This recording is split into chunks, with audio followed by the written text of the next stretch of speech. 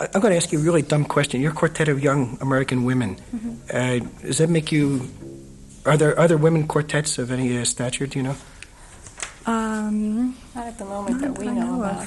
Secondly, do you feel any calling to champion women's music? Since there's been... I think we feel more of a calling to play American music. That's, to include that in our repertoire is very important to us. And if it happens to be a woman, well, so much the greater, But we just try to pick American pieces that we feel are really great pieces of music, which we feel this is. What we're talking about now is the next work is a work of Ruth Crawford, Seeger. She later married Charles Seeger, who's a composer, musicologist. Actually, he outlived her. He was older than she. I did pick up some stuff. I hadn't known very much about him. I known he taught at UCLA and Harvard and Princeton. He taught all over. He was an ethnomusicologist, one of the very first of them, really, in America.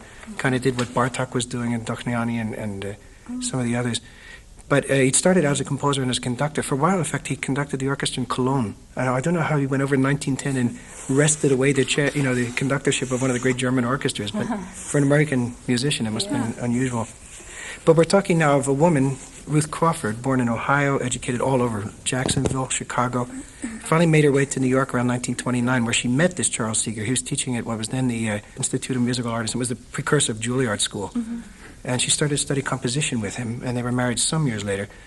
In 1930, she got to Guggenheim and went to Berlin and then to Paris. And the quartet you're about to play from 1931 is, I think, right at that period. I'm not sure whether it's very much like the European composers of that period, so she must have been influenced by people like Berg or, the European composers. That's right. Lyric quartet would have been, lyric suite would have been well known. And some, I don't know whether the Bartok quartets would have been known to her at that point or no. Bartok had been in this country a couple times, I think in the early 20s, and then again around 27, 28, 29, something like that. In fact, I think the third quartet may have been written in this country, so it's possible that she could have known some of this music. But the little bit of her music, is very original, very much her own still, for all that it sounds like 30s music. Yeah. If you can think a bit at home, if you're imagining Art Deco, it was sort of the high point of that period, and skyscrapers and structural steel used in a different way, poured concrete, all of that. This music has some parallel, I think. It really does, So I'll let you play it, and we can talk about it a little bit afterwards. This is the Quartet 1931 of Ruth Crawford Seeger. Once again, we'll be listening to Primavera String Quartet.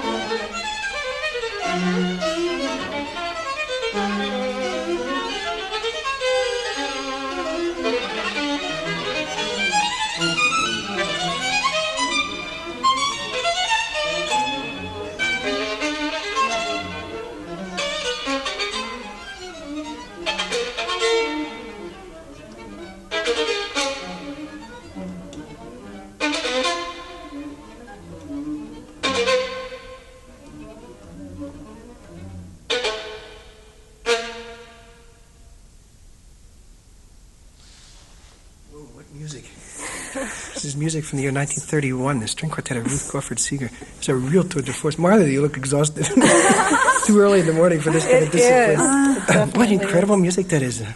That's the third movement, I think, is really quite extraordinary. It has the feeling throbbing away from the viola C sharp, as if it's something that builds up from the ground until it just becomes almost unbearably, and it just bursts and falls down to the earth again. It's very visual, this piece, really visual. We played this piece for little children once down south somewhere, wasn't it?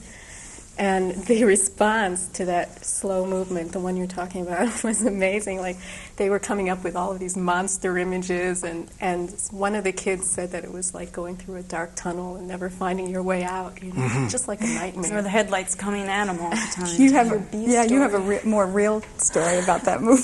That's true. We played this piece in the summertime in a church that was about 100 degrees. It was so hot in there.